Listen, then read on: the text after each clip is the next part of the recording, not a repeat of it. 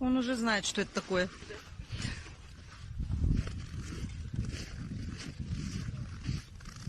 Здрасте.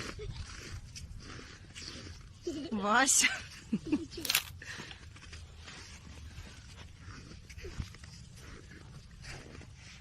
Так, кто валяется?